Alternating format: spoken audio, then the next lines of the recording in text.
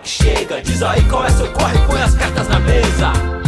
Começou mais um programa Corre que Chega, como diz meu parceiro Vagnão. Chama que é nóis. Bom dia, boa tarde ou boa noite, eu não sei quando você vai ver esse episódio. Hoje com Kika, boa noite, gente. Vagnão já apresentado. Tamo aí, tamo junto. Na câmera, Will. Tô aqui.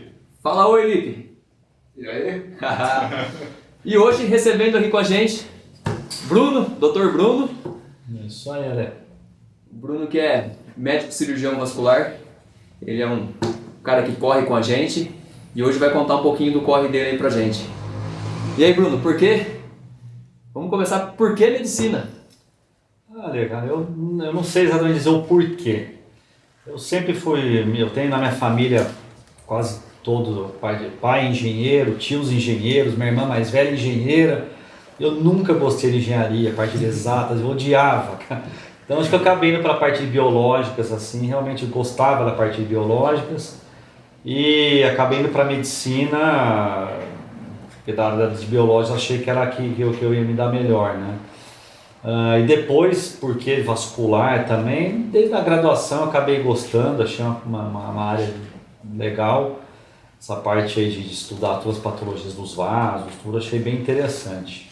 E o que faz no vascular? Ele falou nos bastidores, né? Aqui a gente entrega. O vascular, eu falo, Quase um Mario Bros. O vascular literalmente é um encanador humano, né? Só que a gente fala, a gente mexe só com água, né? Não com esgoto.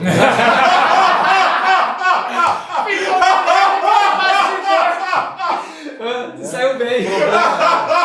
Problemas de esgoto não é com vascular, vou deixar bem claro. E hoje, a gente sabe que você tá treinando para uma maratona, a primeira maratona? Primeira maratona, né? Espero que seja a primeira de algumas. De algumas. É bom. A gente tem acompanhado você treinando, treina bastante. E como que é a rotina de um cirurgião? Pra juntar, porque a gente sabe, nós também estamos treinando para maratona. Sim, sim. Pesado.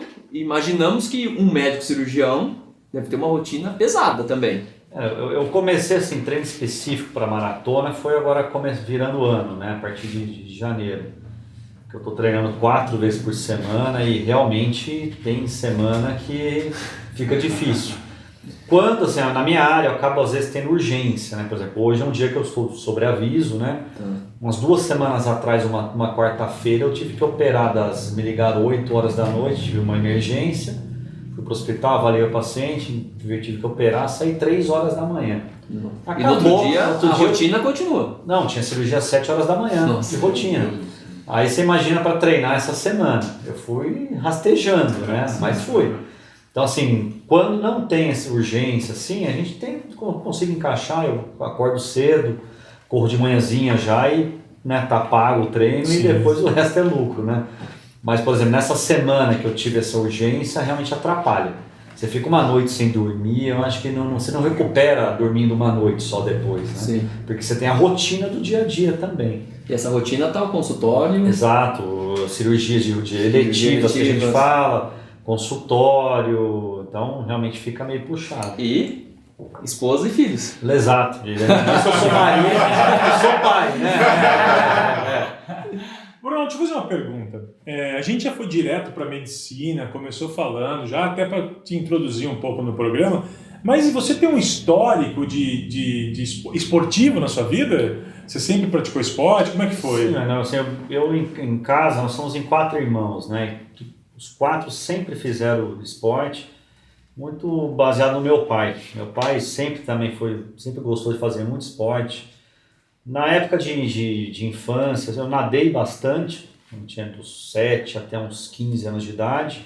E paralelamente eu comecei a jogar tênis. Joguei tênis também de uns 12 e joguei até a época de faculdade. Talvez seja o esporte que eu mais joguei. Disputei campeonatos, disputava os jogos lá da medicina, tudo.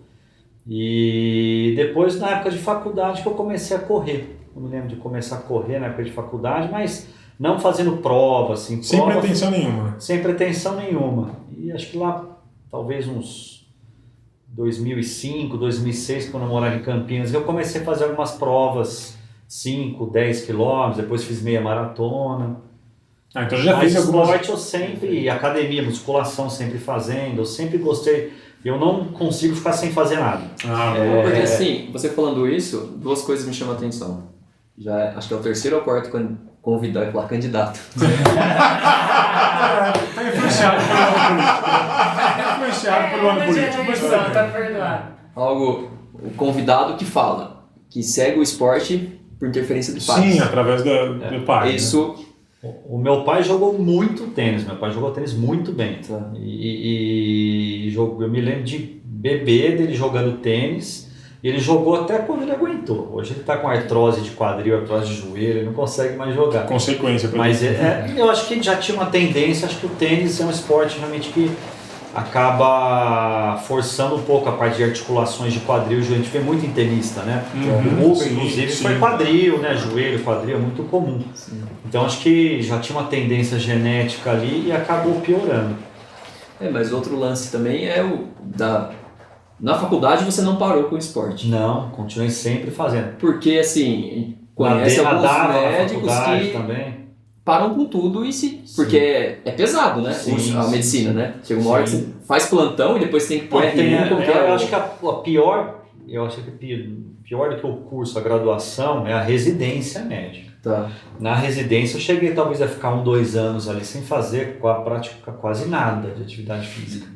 Porque exige muito, você trabalha assim às vezes você chega 4 da manhã no hospital, sai 10 da noite, às vezes tem que estar de manhãzinha de novo, às vezes tem dia que cada 2, 3 dias você vira o plantão, faz 36 horas direto. Então a residência médica realmente é mais pesada que a graduação e aí fica difícil a atividade física, vamos dizer, com um certo nível ali durante essa Foi por etapa. isso que você foi pra corrida? Por ser mais prático? Também, porque o correr é mais prático, né? Também. Você consegue Na época eu morava em quiser. Campinas, eu não sei se você conhece, tem o Parque Taquaral em Campinas. Morei em Campinas. Nossa, eu às vezes saía do hospital morto, deixava a roupinha ali já no carro, estacionava ali no Taquaral e saía para correr em volta ali do Taquaral. E 8, 9 horas da noite, às vezes a hora que dava e dava uma corridinha lá. Pensar em corrida, eu acho que é um dos esportes mais democráticos por isso, né? Com certeza. Você não precisa ter o melhor tênis, não precisa ter o Sim, melhor traje, basta você ter uma vontade, porque a rua é de graça, tudo é de graça, basta ter vontade e vai embora. E dá sequência, né? Exato. Mas e aí o lance de falar, pô, acho que eu tô preparado para fazer uma maratona. E aí? Como é que foi essa virada de chave? Mano, já faz alguns anos que eu estava pensando nesse projeto, só que aí, uns 5, 6 anos atrás aí minha mulher engravidou. Aí abortei, né, o projeto. Aí foi outro projeto. Aí 2 anos atrás, mesma coisa, minha filha mais velha já estava com uns 4 anos, filho de novo. Então se prepara, o projeto de novo vem mais ou menos. Eu não entendi essa. Cada vez que ele fala que vai se preparar, Não, mas ela fica agora não dá tempo, não dá tempo. Então, assim, eu acho que é quase, não digo incompatível, acho que tem gente que consegue, mas eu não conseguiria, acho que levar e acompanhar minha esposa na gestação e depois ajudar a cuidar da criança, um treino de maratona. A gente está vendo como exige, né, o treino, né? E eu te entendo perfeitamente. Só que ele fez o contrário, ele desistiu da corrida para cuidar da criança. Eu tô com meu filhinho de 2 anos e pouco agora, mesmo assim ainda tem dias que eu tô até tendo uma certa dificuldade, tem dia que eu fico tão cansado à noite e às vezes eu não tô curtindo tanto eles à noite, tentar levar, conciliar esses treinos, o trabalho e conseguir ainda, que às vezes durante o dia a gente não vê muitas crianças, né, trabalhando, eles estão em escola e tal, e às vezes à noite é o horário que a gente tem para ficar um pouquinho, umas 2, 3 horinhas ali antes deles dormirem, né, e às vezes eu tô chegando nesse horário que 8 horas da noite eu tô já com o olho caindo. E também tem às vezes você tá meio que... mais impaciente, tá mais, então eu tô tentando ainda ver se meu corpo se adequa melhor aí para não ficar tão cansado à noite. Como que tá a preparação? Tipo, de segunda tem o treino, quantas vezes por semana Tô você tá treinando treinando? Como você tá encaixando? O Rafa, né, tá me orientando, né? Eu tô treinando 4 vezes por semana, segunda, terça, quinta e sábado, né? Tá. Sábado longão, né, de acordo Sim. com a orientação dele. E segunda é o regenerativo e terça e quinta tem uns treinos lá. Os tiros, intervalados. E eu vejo assim, terça para quarta, geralmente eu tô bem cansado. que vem do longão de sábado, depois vem a segunda, a terça, aí quinta já tá um pouquinho melhor, e sábado até que descansa também na sexta. E aí tem o longão de novo. Tem o longão de novo. Nesse meio tempo ainda eu tenho que fazer academia, eu tenho que fazer pilates, senão eu tenho dor no quadril, dor no... Então é difícil. Bruno, deixa eu fazer uma pergunta que pra gente conseguir utilizar o seu conhecimento da medicina e a sua prática esportiva. Você já passou por alguma situação assim que você teve que usar o seu conhecimento porque você estava num lugar e uma pessoa precisou e você tá já aconteceu alguma coisa como tipo? a gente comentou antes, né, do começo do programa, alguns anos atrás eu estava na academia do São Carlos Clube e estava fazendo a musculação, tinha um colega médico, até um anestesista junto lá, e um senhor de idade, que acho que provavelmente não era atleta, devia estar começando a fazer atividade física, sem supervisão, né? E ele teve uma parada cardíaca, fazendo esteira lá. E por sorte dele, tinha 2 colegas médicos lá, estava eu e esse colega anestesista, a gente deu os primeiros socorros para ele, até a chegada do SAMU, depois foi em câmera para Santa Casa, ele realmente foi confirmado que ele teve um infarto agudo no miocárdio, né? Fez angioplastia e sobreviveu, está super bem. Ele até depois de umas semanas ele encontrou a gente no clube, mandou flor para falou que podia comer salgadinho à vontade. Eu acho que contaram para ele, né, o que aconteceu, que ele não lembrava de quase nada, mas contaram, acho que ele viu, nossa, que sorte que eu tive, né? Sim. Mas isso aí provavelmente está relacionado a alguém que... vou começar. Opa, uma borboleta. Não, ele contou que ele realmente... Acho que era virada, começo do ano, assim, janeiro. Promessa. Aquelas promessas começo de ano. A pessoa nunca não fazia nada de atividade, aquela coisa com a alimentação toda desregrada. Aí virou o ano, pronto, virei atleta, sem supervisão nenhuma. Provavelmente ele já tinha uma doença coronariana que não tinha feito diagnóstico, talvez não tinha ido em médico antes, nada. Então assim, a gente fala, apesar de não ser a minha área, da vascular, é mais cardiológico, mas principalmente paciente de mais idade vai começar a atividade física, faça um check-up cardiológico antes, faz lá o teste de esteira, se não tolerar o teste de esteira, tem outros exames que dá para simular, né, o ecocardiograma lá com estresse farmacológico, tem cintilografia, exames para saber se a pessoa tem uma doença coronariana ou não, como é que está o coração. Mas, você porque numa dessa você exige, ele provavelmente em repouso ele estava bem. A hora que ele exigiu um pouco mais, foi a hora que ele infartou. E que sorte ele 2.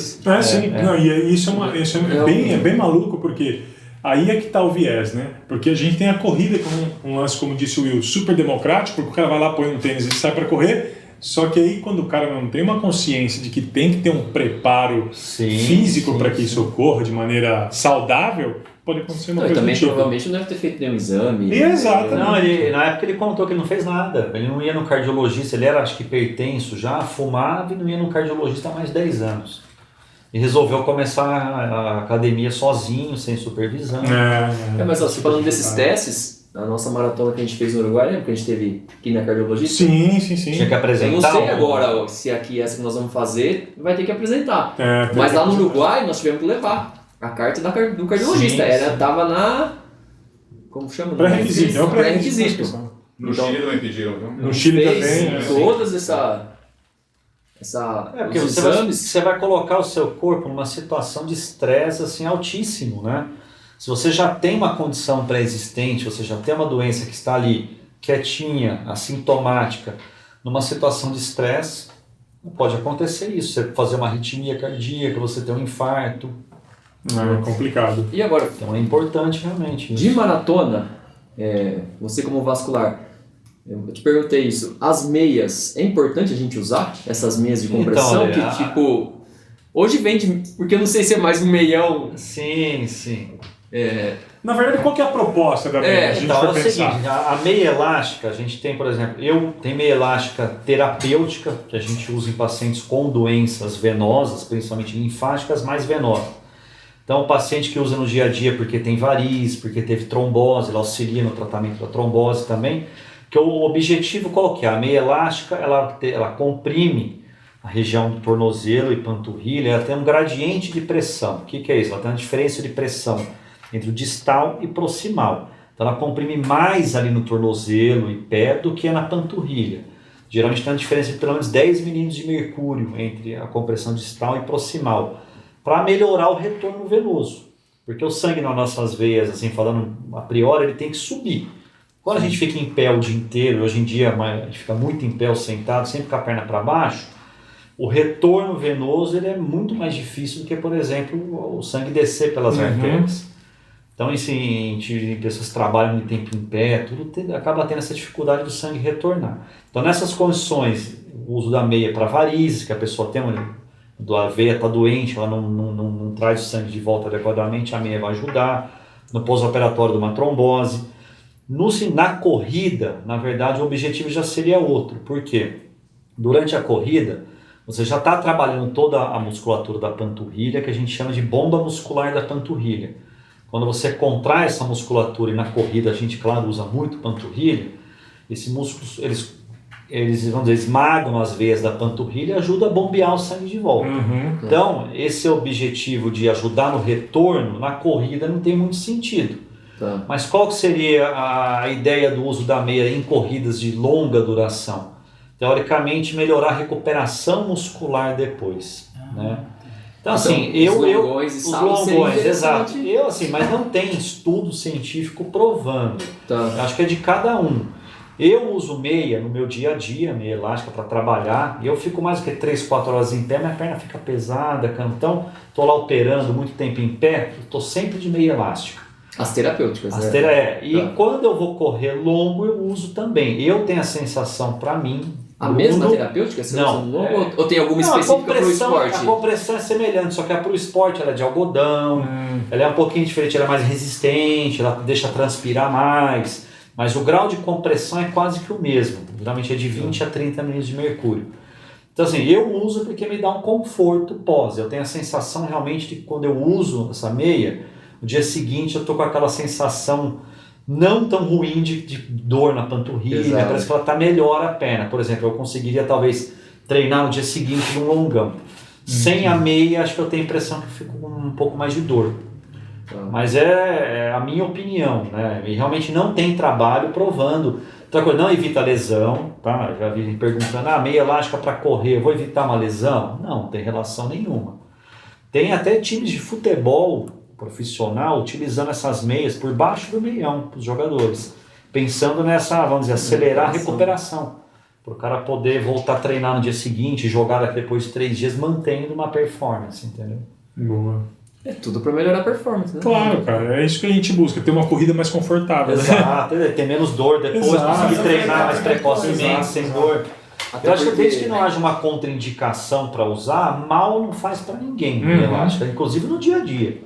Se alguém trabalha muito em pé e sente no fim do dia aquela sensação de perna pesada, cansada, mesmo não tendo doença vascular, a meia ajuda muito. Bruno, e pensando em doença vascular, o que seria uma pessoa com uma predisposição? Tem alguma coisa que você fala assim, essa pessoa, por causa desse problema, disso, pode ser que ela venha desenvolver alguma coisa. E aí, no desenvolver essa coisa, ela praticando esporte ou não tem relação nenhuma? O que você me diz? Então, assim, não tem nenhuma doença genética assim, que pelo esporte iria, vamos dizer, aumentar a chance de ocorrer, né, vascular. Porque a gente tem algumas situações de alguns esportes específicos que aumentam algum tipo de lesão. A gente comentou antes, até tem descrito na literatura lesões de artérias aqui em ciclistas pela posição e a exigência que o ciclismo profissional leva, a lesão da artéria ilíaca externa, pode ter entupir a circulação dali para baixo. Tem uma situação também que pode ocorrer inclusive em indivíduos jovens, que é a compressão também da artéria poplítea, que a gente chama de síndrome de aprisionamento da artéria poplítea, que é claro que se a pessoa hipertrofiar muito essa musculatura pode predispor também, né? São condições raras, mas pode acontecer. Tem uma outra condição também que a gente não comentei antes, que a gente chama de trombose de esforço. Quem teve foi um jogador de basquete uns anos atrás, acho que foi um jogador famoso da NBA. Ele teve uma trombose do braço aqui, é mais em membro superior, que hipertrofia muito a musculatura aqui do peitoral. O tendão do músculo peitoral menor, ele pode comprimir a veia subclave aqui e fez uma trombose venosa no braço. Então essas tem algumas situações assim, não genéticas, mas mais anatômicas que podem levar a alguma doença O esforço vascular. pode ter levado a isso. Sim, sim.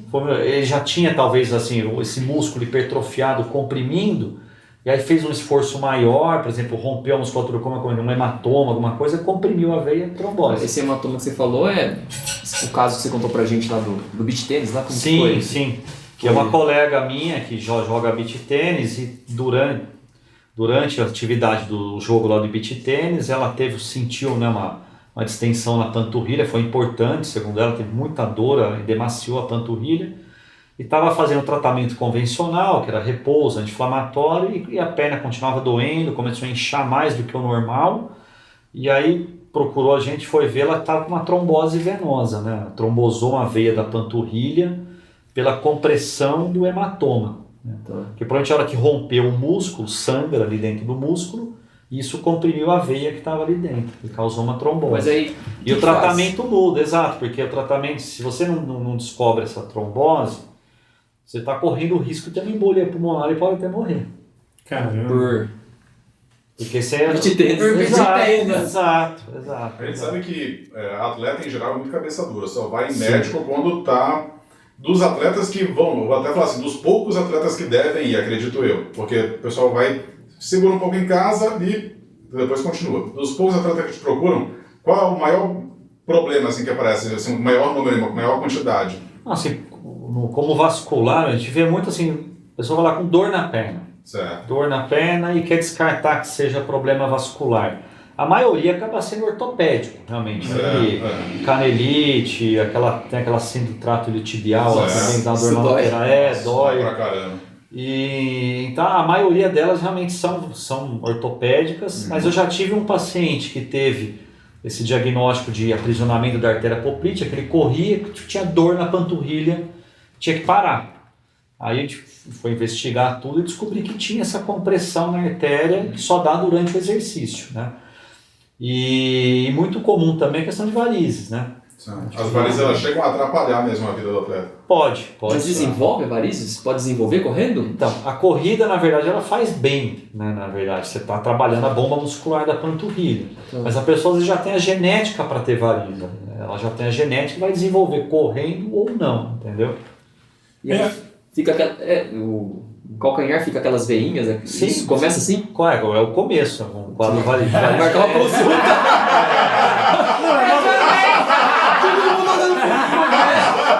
Sabe por quê? Porque eu acho assim, na parte vascular, eu acho assim, tipo, eu que sou leigo total, pra mim, quando você fala varizes, pra mim é um negócio que eu penso em estética, e aí quando eu falo em trombose é um negócio que me preocupa. Sim.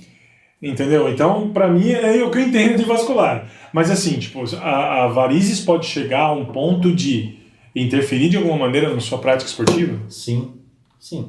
Assim, varizes você tem, depende do grau de manifestação. Você tem um quadro leve, que seriam aqueles vasinhos, né? Que aí realmente é mais caráter estético. Vai. Eu já passei Mas do aí leve. você vai...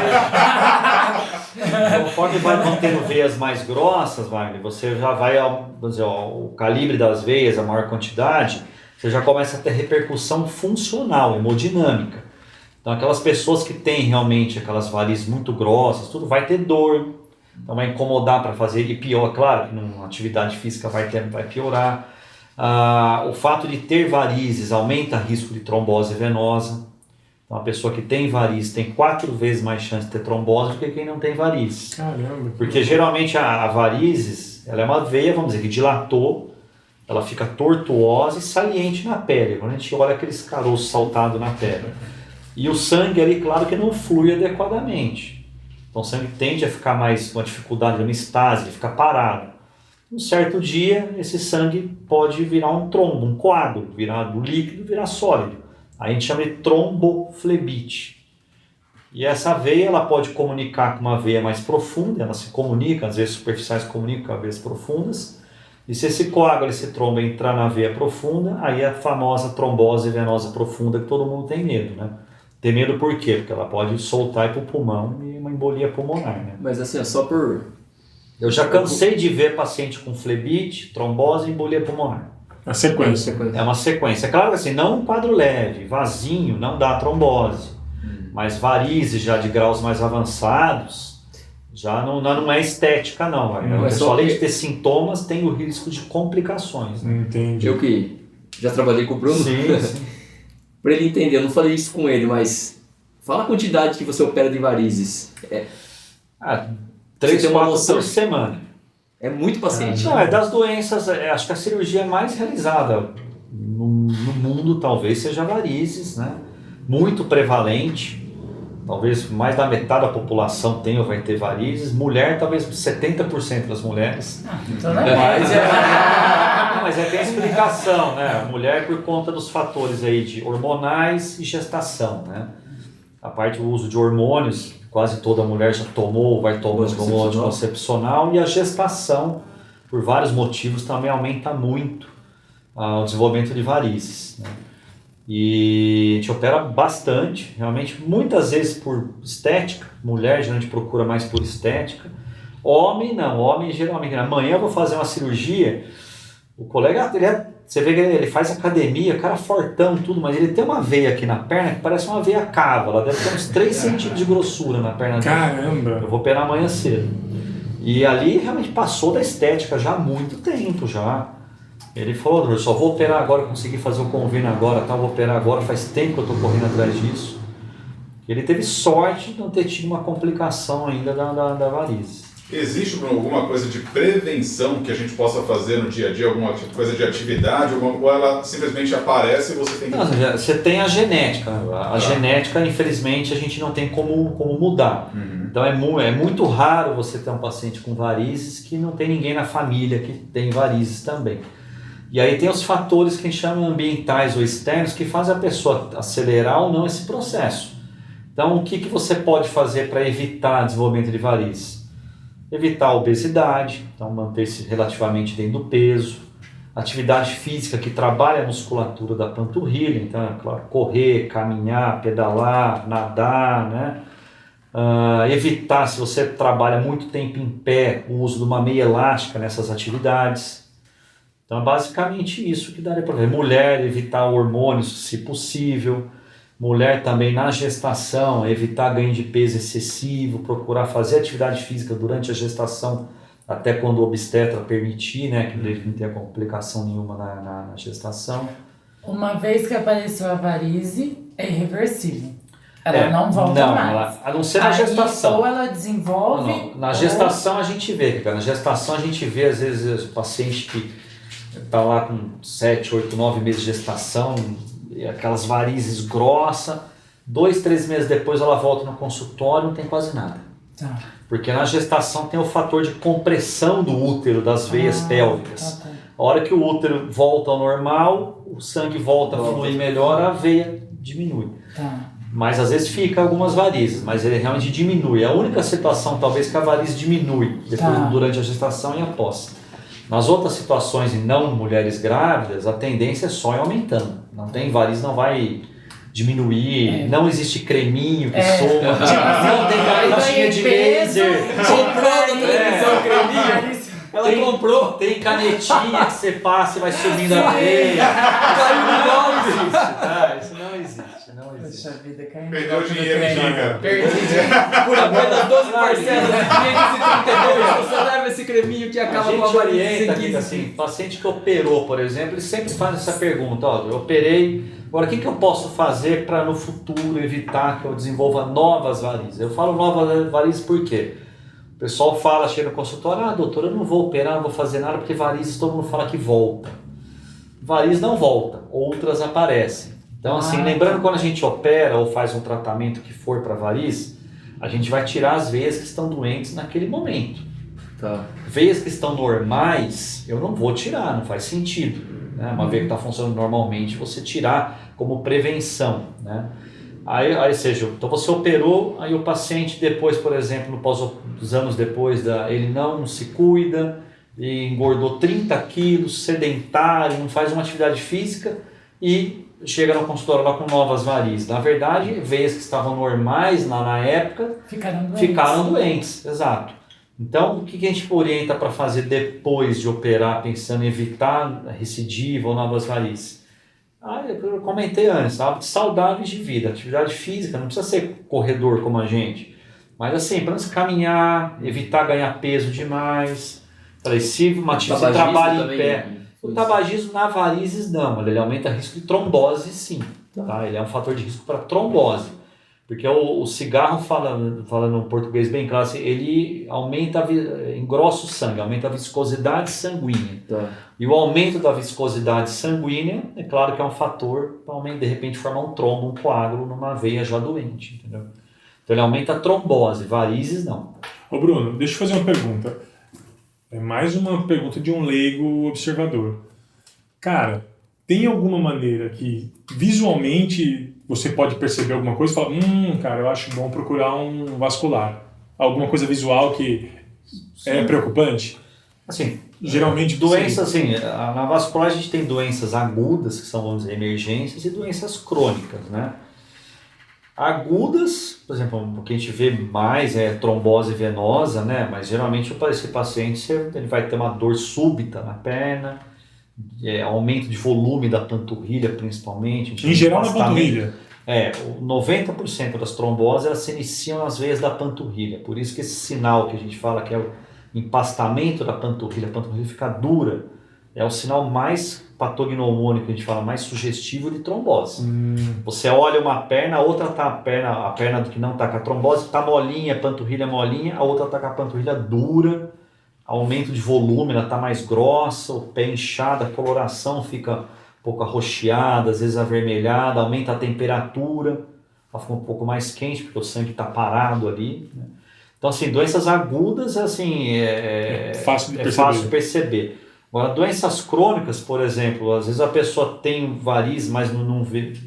Eu não gosto muito do termo de variz interna, né? O pessoal fala, mas às vezes realmente ela não tem tanta coisa visível, mas pode ter, por exemplo, alguma veia safena, que é uma veia um pouco mais profunda, ela pode estar com problema, e um sinal que a gente vê muito, às vezes a pessoa vai lesão, às vezes no consultório, com manchas marrons, vamos dizer, do meio da perna para baixo, a gente chama de dermatite ocre, que nada mais é, imagina que você está com uma veia que está com dificuldade de levar o sangue de volta. Isso durante meses, anos. O sangue ficando parado ali, ele vai extravasando para fora do vaso, ele vai manchando a pele. No sangue a gente tem hemoglobina, que ela é composta quase que exclusivamente por ferro. A hora que esse sangue, essa hemoglobina vai para fora do vaso, o ferro dá essa coloração que parece ferrugem. Então você já deve ter visto alguém, é muito comum. Com certeza. Você olha, você começa a lembrar. Você vê alguém aqui do meio da perna para baixo, aquela perna toda meio está enferrujada, manchada, às vezes vai até marrom um pouco mais escuro. Isso é a dificuldade do sangue retornar. Já é um sinal. Aí pode ser por varizes, pode ser pós-trombose, o paciente teve trombose, tratou e ficou com uma sequela. Mas isso não é retroativo, então? Não volta a condição da pele? Não, geralmente manchou, é que nem tatuagem. Na pior tatuagem ainda dá para remover. Esse pigmento que chama hemosiderina, ele é talvez os dermatologistas que acabam às vezes intervindo nisso, mas é um dos piores para se remover. Você pode fazer laser, peeling químico, dificilmente melhora. Bruno, e o... Cheio de coisa que a gente não sabe. Né? Não é? Mais alguma dúvida? Não, cara, eu só quero saber assim. Eu quero saber um negócio maluco, assim. Bruno, vai ser a sua primeira maratona. Espero que a primeira e de Sim, muito. de muito. A gente espera que eu consiga. Porto Alegre. Porto Alegre. Vamos Você todos. devia? Eu vou de meia. Meia de compressão e meia maratona. Então, eu digo assim. E o psicológico, como é que tá? Eu não pensei muito isso ainda não. Eu acho que realmente todo mundo fala, né? Quando chega ali perto dos 30, 30 e pouco ali, bate um pouco o psicológico, né? É ali que as veias da perna começam. Eu tô fazendo treino e tô focando no treino ali, seguindo o que o Rafa tá falando e não parei para pensar ainda muito não. Boa. Eu vou te falar de Porto Alegre, prepara um pouco psicológico, porque assim, lá já não é uma prova que tem muita gente. 21 você vai até, sei lá, 17, 18 você vai correr com bastante gente. depois bifurca o 21 pro 42. E lá não é uma prova que fica aquele monte de gente na rua. Você vai ver uma velhinha aqui, um velhinho lá. Se a cabeça não estiver boa, aí você vai... quebrou. Eu lembro uma cena Quando vai chegando numa última avenida, parece um hospital de campanha. Você vê o cara parar. Animando a gente, né? Não, você entendeu, né? Eu tenho uma cena na minha cabeça, cara, que quando eu fiz a meia do Rio em 2012. E aquela da Caixa, que você ainda da Caixa, que tinha a maratona e tinha a meia. Isso. E tem uma do Rio que é só meia. Essa era a que tinha maratona também. E eu fiz a meia e eu estava hospedado num hotel ali entre Ipanema e Leblon. Aí eu acabei a meia, que chegava acho que lá no aterro do Flamengo, se eu não me engano. Voltei, me troquei e fui para a praia. Aí a hora que eu tô chegando na praia, ele estava passando o pessoal da maratona, que eles largavam acho que lá no Recreio, para lá da Barra, eles estavam passando ali, eles deviam estar com uns 30 e alguma coisa. Ali me chocou um pouco. Porque eu vi o pessoal passando com uns 30 e pouco ali, essa cena, assim, uns mancando, outro apoiando. Aí, eu lembro de eu estar no táxi. Preocupado, eu não quero chegar assim, não. Eu lembro de eu estar no táxi no Rio e o motorista lá falando assim, moço, não chega, né? É longe que você vai ainda assim, obrigado. Tô indo pra meio hoje. Mas é legal, hein? Você vai curtir bastante. Não, mas aconteceu com a gente em Punta, né? Sim. Eu falei, Wagner, não, tem uma coisa errada. Ninguém tá entrando do 42, cara. Não, e o pior, assim, tipo, lá em Punta, a hora que dividia o 21 por 42, era praticamente você entrando num bairro perdido. Sabe onde pode ser que a gente tava Todo mundo dentro 21. do Itaipu. Parecia que tava correndo nas ruas do Itaipu. Falei, meu, cara. Fechado. E frio. Frio, gelado. Falei, meu. Vamos procurar o buraco e enterrar. Eu vou voltar pro médico. Então vamos voltar pro médico. Nós estamos passando um momento de Covid. Estamos na pandemia ainda, né? Vários amigos, pessoas já pegaram, algumas pessoas não tiveram sintomas nenhum e outros estão tendo alguma dificuldade para retornar. Você tem visto alguma coisa no consultório? Dificuldade para voltar? Então, olha, assim, nos treinos, alguma coisa? A impressão que eu tenho, assim, a maioria, graças a Deus, aí, o pessoal pega realmente quadros mais leves, né? Teriam só sintomas aí de trato respiratório alto, como se fosse um resfriado, uma rinite, né? Esses eu acredito que a grande maioria que a gente vê passou o período ali que você está, vamos dizer, contaminante, que você tem que ficar isolado, mais para não contaminar outras pessoas, você poderia voltar a treinar normalmente como você estava treinando, tipo a sua rotina. Aquelas pessoas, eu acho que já tiveram quadros de moderados a graves, que teve falta de ar, que é dispneia, né? Teve febre, se sente mais cansado, eu acho que esse tipo de paciente, ou até aquele que teve internação hospitalar e tudo, sem dúvida, acho que não vai voltar como estava. Tem sequelas pulmonares, a fibrose pulmonar, você pode ter, esse tipo de paciente seria interessante, às vezes até, de repente, fazer um exame com um pneumologista, tomografia de tórax, fazer uma espirometria, às vezes até fisioterapia respiratória. Eu tenho um exemplo na minha família, meu cunhado pegou Covid lá no começo, nos primeiros meses. É um cara atleta também, chegou a correr meia maratona comigo já, faz jiu-jitsu, um cara assim, realmente você vê nada de sedentário, atleta. E ele pegou Covid, chegou a ficar internado em UTI, não chegou a ser entubado, mas ficou com aquela aquela não invasiva, né, que é uma máscara. E ele ficou uns 3 meses com falta, depois em casa já com falta de ar, assim, para os mínimos esforços. Subia assim 2 lances de escada, sentia cansado. E o cara era novo, sem doença pré-existente? Da minha idade, atleta.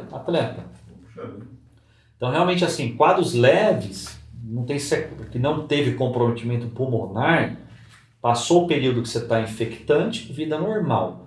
Quadros que já teve a pneumonia, vamos dizer, viral pelo Covid, então você teve falta de ar, você teve febre mais alta, provavelmente você já teve uma pneumonia, já teve o vírus, foi no seu pulmão. Aí eu acho que antes de voltar às atividades seria interessante fazer uma avaliação da sua capacidade pulmonar. Acho que não dá para voltar assim como estava. Acho que nem vai conseguir, na Senão a gente verdade. vai Ale. virar o tiozinho na esteira, né? Não, acho que nem vai conseguir. Eu acho que você não consegue, Will. Não dá, Eu né? acho que O o pessoal corpo fala, não não consigo. Exato. Não consegue. Interessante isso aí. Você tem algum aluno, alguma coisa? Pós-Covid tem. Eu tô me sentindo exatamente assim, parece que eu tô muito no mais pós-Covid. cansados. Eles estão muito mais cansados. Eles estão Sim. tá difícil voltar, sabe?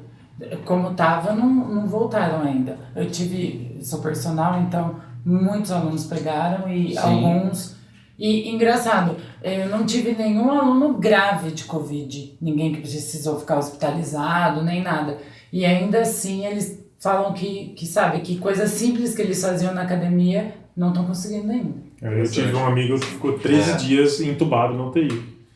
Assim, tipo, ele voltou a trabalhar, ele pegou, acho que abril do ano passado, voltou a trabalhar agora, cara. Tipo, não tinha dificuldade para andar sozinho, de Sim. locomoção, um monte de coisa, tipo... Mas você sabe que mesmo nesses quadros, vamos dizer, leves, se a gente fizesse tomografia de tórax em todo mundo, com certeza ia ter muita gente que tem compromisso já no pulmão, ela perdeu ali 10, 20, 30% do pulmão, só que não está com muitos sintomas quando ela está em repouso. A hora que ela volta para a atividade física, ela sente. Sim. Só que não tem que fazer tomografia em todo mundo, eu acho que hoje em dia é inviável, nos sistemas de saúde aí vão quebrar, não tem como. Então você faz tomografia em casos moderados a graves, né? Mas eu tenho certeza, se fizesse em todo mundo, esses pacientes, por exemplo, você comentou que teve leve, voltou, já não está conseguindo fazer o que fazia porque antes. são pessoas que não foram nem Provavelmente, né? mas provavelmente teve sim comprometimento pulmonar, mas que não foi feito um diagnóstico. Sim. Porque não... E Covid com problemas vasculares, tem como associar alguma coisa? Muita trombose, isso é o dia a dia aqui. A gente pega, no começo da pandemia até, acho que tinham casos mais graves, acho que toda semana fazia um diagnóstico de uma trombose relacionada com Covid. Toda semana. Eu acho que diminuiu um pouco e essa variante agora parece que ela é menos. Mas semana passada eu atendi uma moça, uma cabeleireira, que foi com dor no braço, teve Covid, estava com 15 dias, já estava fora do isolamento. Eu examinei muita dor aqui, a gente tem uma veia que passa aqui, que é a veia cefálica, até que fica visível aqui, às vezes no bíceps aqui. Ela fez uma tromboflebite espontânea dessa veia, daqui até aqui. Estava no trombo aqui, ó. Covid. Mas e numa dessa, o que é indicado a fazer? Aí você trata, né? Anticoagulante. Não Você precisa de cirurgia. Não. Não é Venoso cirurgia. não, venoso é anticoagulante. Então respondendo aqui, que assim, muita trombose venosa, trombose arterial, eu já peguei trombose arterial de braço, de membro inferior, nesses casos às vezes até cirúrgico. Porque quando trombose artéria, se você ficar sem circulação dali para baixo, e às vezes tem que operar, desobstruir, né? E tromboses, por exemplo, cerebrais, causando AVC, tromboses na coronária, causando infarto agudo no miocárdio. Os colegas lá que fazem a parte de hemodinâmica, vários casos já de paciente jovem com infarto pelo Covid, você não tem placa de gordura, diferente do infarto no idoso, que é a placa de ateroma de gordura que obstruiu e infartou. No jovem é trombo mesmo, ele entra com o catéter, ele aspira o trombo e a artéria está normal. Então, o Covid ele é uma doença altamente trombogênica, ele aumenta muito a chance de formar trombos e em qualquer lugar do corpo, de idade, de velho, de jovem, e o mais comum são trombos venosos, né? Que aí o trombo venoso, a principal complicação e mais grave dele, que a gente mais teme, é a embolia pulmonar. Então o trombo se forma numa veia da perna, geralmente, e ele pode soltar e parar no pulmão, que é a embolia pulmonar. Que aí eu imagino um pulmão já com Covid, com uma embolia pulmonar. E a gente super tem interessante exame. falar tudo isso, porque para nós leigos, o que chega da TV é assim, a pessoa está com falta de ar, ponto. Não fala o porquê, da onde veio, como veio. É Covid, falta de ar, Covid, falta de ar. Não fala sobre essas tromboses todas. Sim, aumenta bastante. E tem exames para fazer para detectar. Sim, então, tipo sim. assim, peguei Covid, quero mudar de vida, começar a fazer atividade física. Seria interessante procurar um vascular também, não Sim. só um cardiologista, né? Porque eles indicam muito cardiologista. Na verdade, já tem uma orientação de fazer aí, pós-Covid, um check-up vascular, exatamente pelo fato de ser muito trombogênico o Covid. E Você tem tido muita procura? Aumentou já? bastante. Não, a minha especialidade, inclusive, na época da pandemia, eu trabalhei muito. Tá. Mesmo na época que a gente estava lá em lockdown, tudo, eu trabalhei muito. Era exame de urgência no hospital, cirurgia de urgência, muito por conta do Covid. E existe a possibilidade de a gente ter pego Covid, não manifestou nada que precisasse fazer um exame, mas aí você vai fazer um exame, um check-up, e não sei se é normal você fazer na especialidade, no vascular. Aí você descobre um trombo lá que... Então, eu já tive paciente com 3, 4 meses depois de Covid ter uma trombose espontânea. Aí a pergunta, teve relação com o Covid ou não teve? Não sabemos, cara, é uma doença nova. Não tem como saber. Exato, uma doença Não dá pra nova. associar Agora, assim, todo paciente que teve Covid, por exemplo, assintomático, você teve lá o Covid, um quadro leve, você vai procurar um vascular, nós vamos sair fazendo o exame do corpo inteiro para procurar trombo? Não. Vai fazer uma coisa dirigida. Uhum. Eu tive muita dor na perna, eu fiz muito exame de ultrassom, por exemplo, em pós-Covid com dor na perna, que não tinha trombo, era dor por mialgia mesmo. O Covid dá muita dor muscular também, né? Então você vai fazer uma pesquisa dirigida, né? Uhum. Mas é importante sim, assim como um check-up cardiológico, o pneu, se tiver tido quadros mais graves, a parte vascular também. Isso já tem orientações mesmo de fazer isso, sim. Aí veio a vacina. Aí veio aquele negócio com a vacina da trombose. Eu ia tocar isso. Eu ia te perguntar assim. Não, a dúvida até bateu desespero também, né? Então, Procurar. na verdade, teve uma época, não sei quando começou aqui em São Carlos, começou com a Coronavac e depois veio muito a AstraZeneca. Isso. Né? E a AstraZeneca das vacinas, ela é a que talvez tenha mais efeito colateral, pelo mecanismo dela, que é o vírus, vamos dizer, inativo, não está morto, né? Ele está vivo ali, mas então dá mais efeito colateral. E entre os efeitos colaterais, dor muscular, como tanta vacina que a gente tomou quando era criança, tinha dor muscular, tinha febre. Então assim, teve umas semanas que eu atendi, acho que todo dia na consultória, tinha umas 10 pessoas que tomou a vacina da AstraZeneca, estava com dor na perna e achava que estava com trombose. Então assim, existe... Sintomas do jornal, né? Exato. Existe sim, está descrita essa condição da trombose relacionada com vacina? Sim, existe. Ela é uma trombose, só que é um mecanismo diferente, ela é uma doença autoimune, é um anticorpo que o nosso organismo forma-se contra lá a vacina, a proteína lá do vírus. É raríssima, ela tem que ser acompanhada, você tem uma diminuição das plaquetas, tem plaquetopenia junto. Então assim, eu nunca vi trombose assim, que comprovou relacionada com a vacina. Aqui em São Carlos eu desconheço também. Colegas que a gente conhece em outras cidades também nunca viram. Então assim, é muito mais provável a pessoa ter uma trombose espontânea ou trombose pelo Covid do que ela ter trombose pela vacina. Então assim, até na época que divulgaram muito isso em mídia, em internet, a gente falou que foi um desserviço que fizeram, porque tinha muita gente que ia no consultório, eu não vou tomar essa segunda dose agora, porque eu vou ter trombose, e realmente é uma coisa muito rara, que acho que não deveria, na minha opinião, ter sido divulgada como foi, e criou-se uma histeria coletiva que a vacina causava trombose e muita gente talvez deixou de se vacinar por conta disso. Um desserviço, sobrecarrega você. Exato. Porque sua agenda deve ter abarrotado. Sim, e pacientes, às vezes você tinha que convencê-lo que ele não tinha nada. Isso é pior de tudo, né? Ele tinha dor, realmente. Sim. Eu acredito que ele estava com dor, mas não era trombose venosa. É muito cabeça, né? De repente tomando tempo, né, de uma pessoa que realmente precisa Exatamente. Exato. Aí, Teve isso nós estamos top falando o do fluxo da médico coisa. que marca consulta. Você imagina quantas pessoas não pronto-socorro, foram em pronto atendimento. UPA, e a UPA lotada e no meio de uma pandemia por causa de uma dor achando que era trombose, não era nada. Sim. E um profissional que está altamente procurado nesse momento, Sim. porque o Covid desencadeia esses casos de trombose, e aí tem que dar atenção, Tem que porque dar atenção. a agenda é... Dá número só, o Covid, ele 16% dos pacientes com Covid vão apresentar algum quadro trombótico. Você vê como é altíssimo. Caramba, a incidência. 16%. 16% é bastante. 16%. É bastante. Então, assim, isso eu não estou dizendo só trombose venosa. Aí entra o AVC por trombose cerebral, entra o infarto, uma trombose arterial, trombose... É claro que, assim, desses 16%, eu diria que a maioria é trombose venosa, que é o mais frequente mesmo.